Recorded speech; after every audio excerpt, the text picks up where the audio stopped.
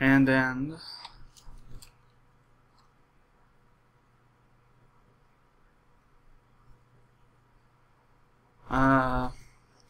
h target, which is going to be dot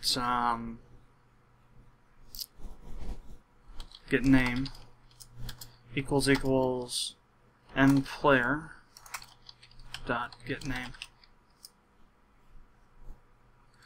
So if the BAI task random value one random value is equal to or greater than 11 or less than or equal to 20, and the hostile target's name is equal to the main player's name, then hail.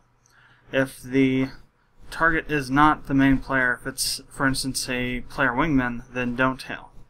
The hail will be hail feature will be totally blocked off. Now, one thing we may need to do with that, though, is to say, okay, before we have the NPCs wasting turns hailing, wingmen that aren't supposed to be hailed, let's just, not even allow it to happen. Let's just take this and say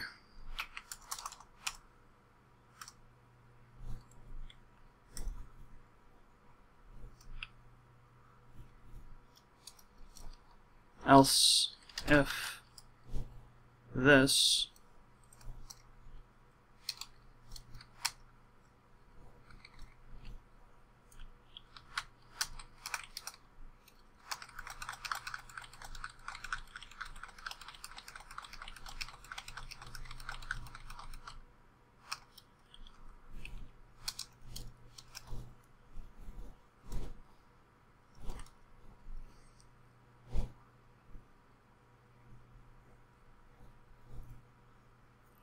I don't know, yeah, I've written. This is part of this.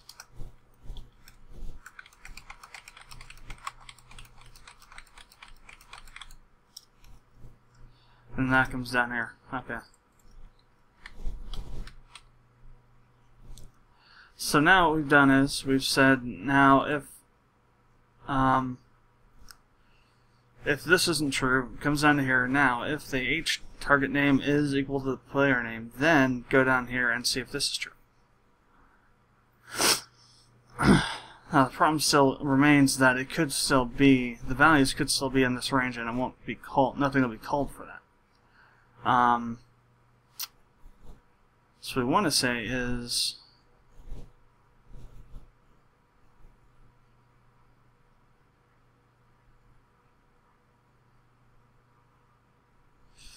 we're getting back into this thing. Maybe if we switch these back around.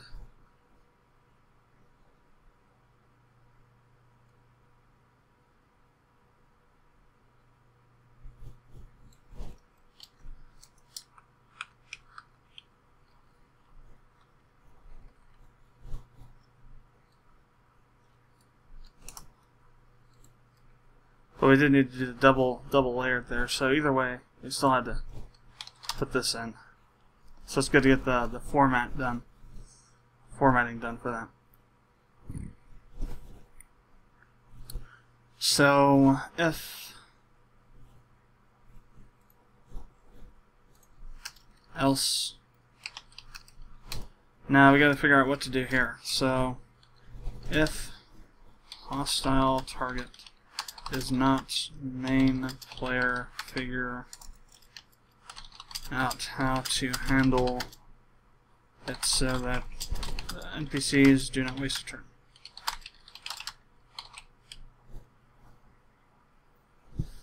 That should be a to-do. I like using to-dos because if I have an idea and I don't want to work on it or can't work on it for some reason, I can put it in there, leave the idea there, and then I won't. If I forget it, I'll be able to remember what the idea was when I come back. Or I can use the to-do and the search to find all the areas where there's something left to do.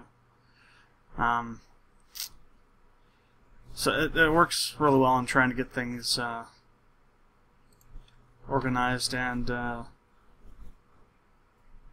just leaving reminders that there's something that I need to do for that particular area, in case I forget.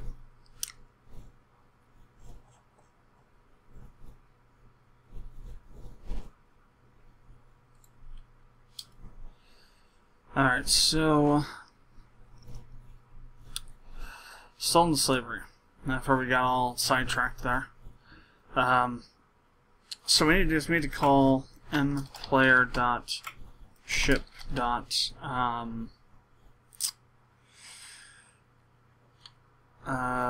Clearest data. Let's see now. So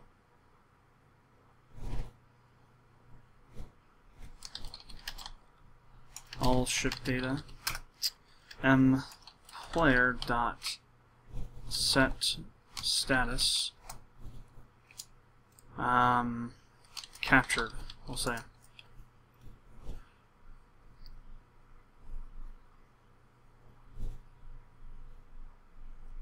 Now what we need to do now is go up here and add another add some more things up here to look for. So if is destroyed, or mplayer.get status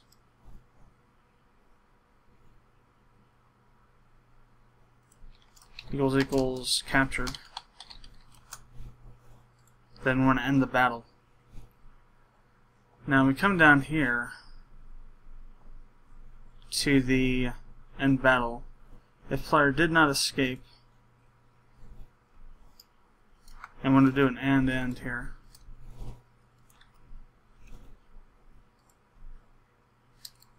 And if mplayer dot get status is not equal captured.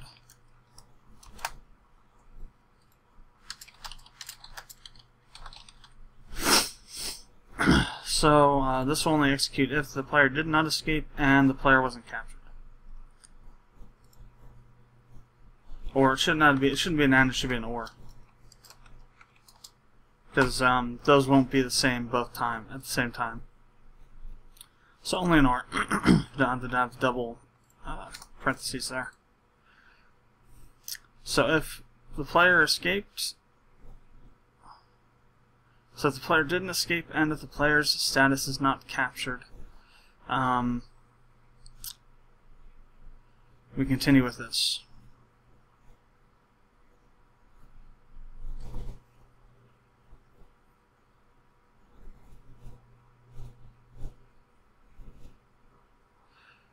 Now we have to do several things here.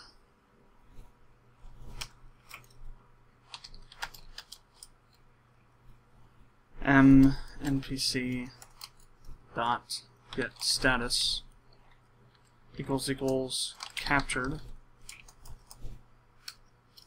I guess not captured, but surrendered.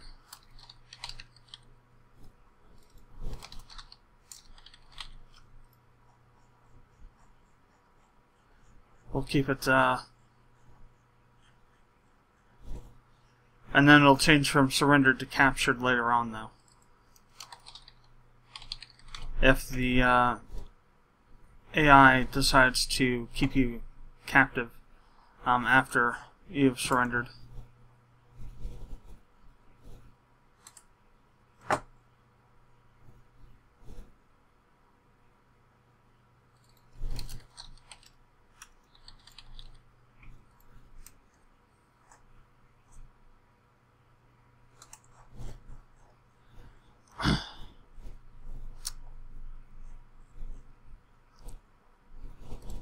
So if the hostile ship surrendered, what we want to do is we want to salvage the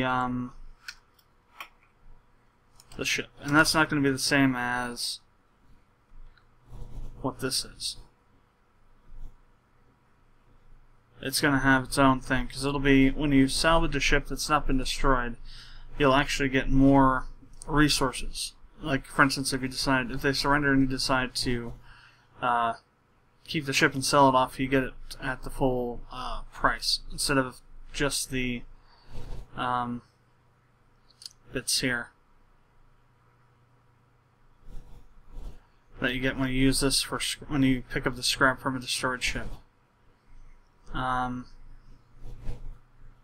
But you also have a choice though. You can either sell the ship or you can.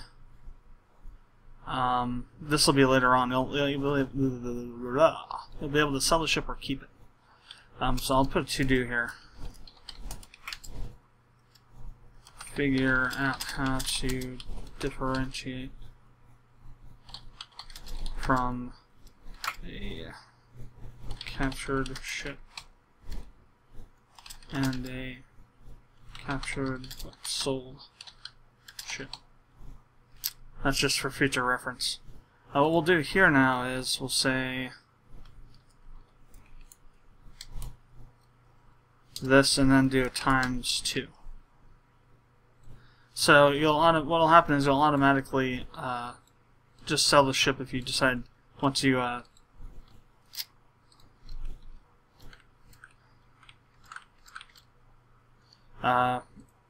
accept surrender from an enemy.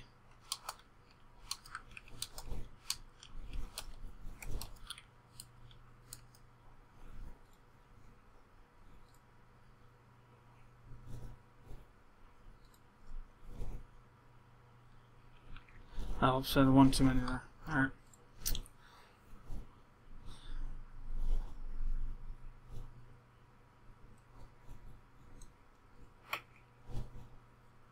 Damn. Alright, we'll have to do the same way with this. Might as well have to redo a bunch of stuff. And that will not be good. So, oops. Okay, and then we'll just add it to the front here.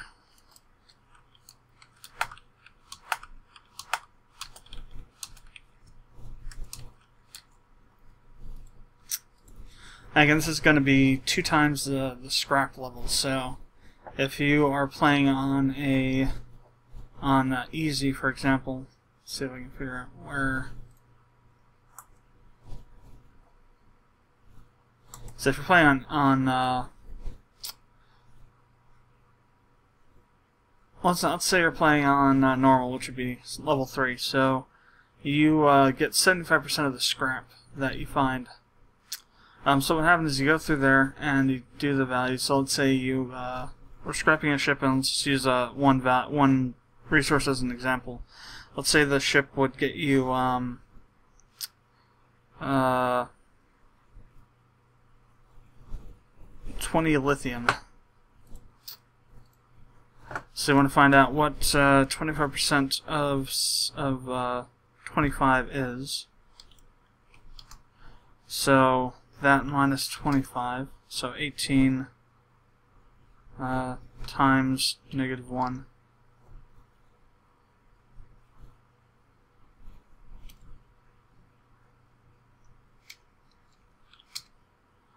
Times a -1. How do I do a negative?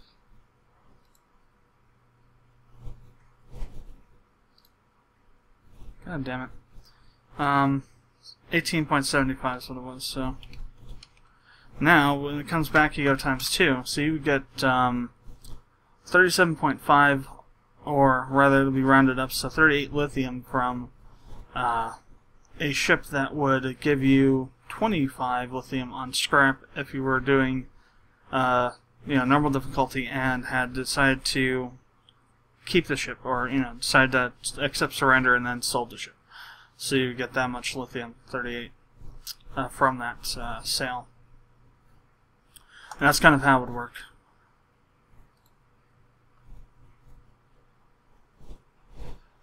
Alright,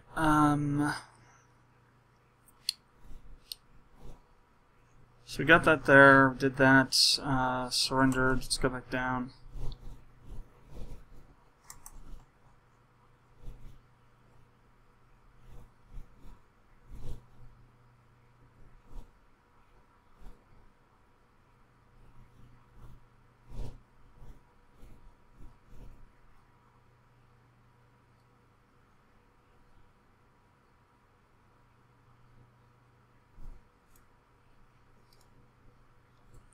So we'll leave this here too, because it'll send us back up to there where we'll have that other to do. So we'll have a kind of a loop there that we can use.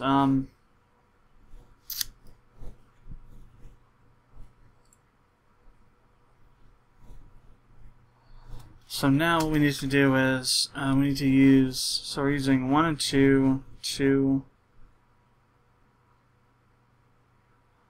So let's use 3 here.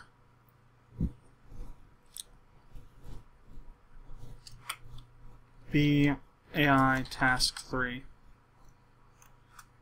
equals random 1 to 25.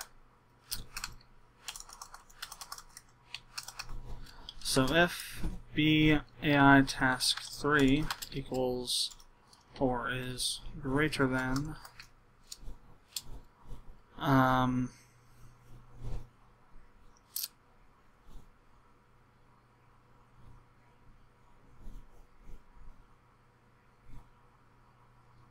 9.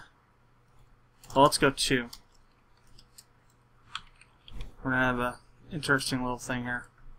So, oops. And AI task 3 is less than or equal to 8. Or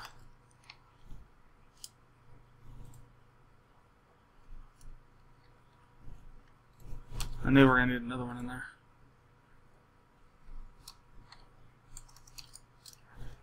B AI task 3 is less than, greater than or equal to 19. And B AI task 3 is less than or equal to 24.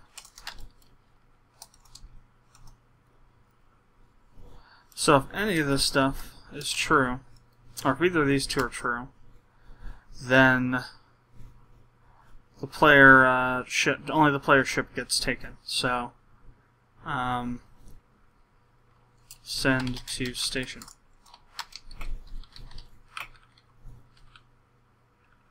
To do send to nearest station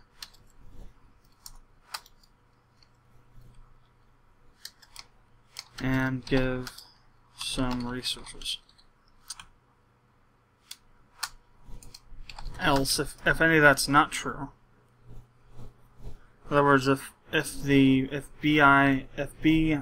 AI task 3 equals 1, 9 to 18 or 25, then the player will be captured.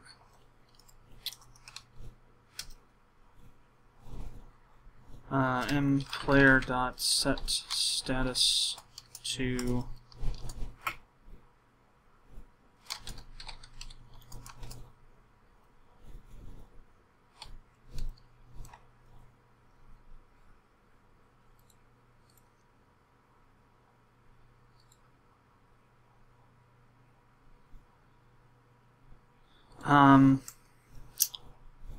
so we will have that captured, I guess.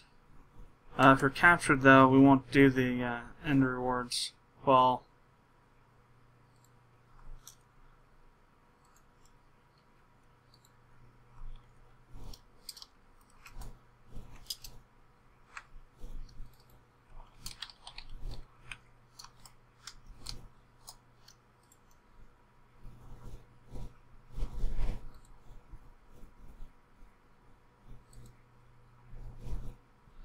these two should be ands.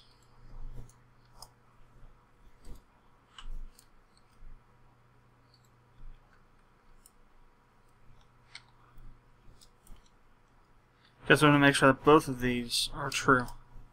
That the player did not surrender and that the player is not captured.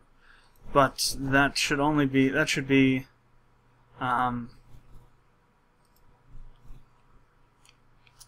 countered by an OR for this, so we're not checking everything if this isn't true.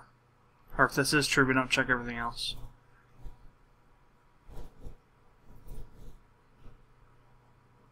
Only if this being true, meaning that the player did escape, not that did not escape is true, but that the player did escape. So in a sense, this would actually be false. Because if the player escapes, these aren't going to be true either. But if the player did escape, these won't be true either as well. So we only want to check it. Or no, if the player did escape, these won't be true. But if the player did not escape, then one of these two could be true. And we want to make sure that both of them are not true in order to go through with this. Same thing up here, except we want to do the ORs with this, because we want to say if any of these is true, not if all of them are true. Just if any of these are true, then we end the battle.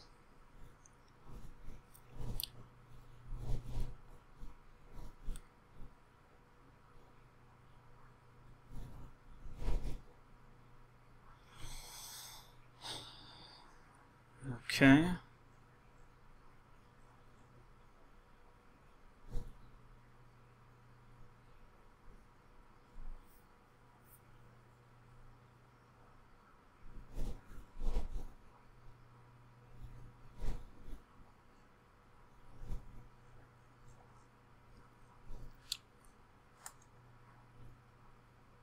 I think we'll stop right there for now. I think I'm running out of hard drive space.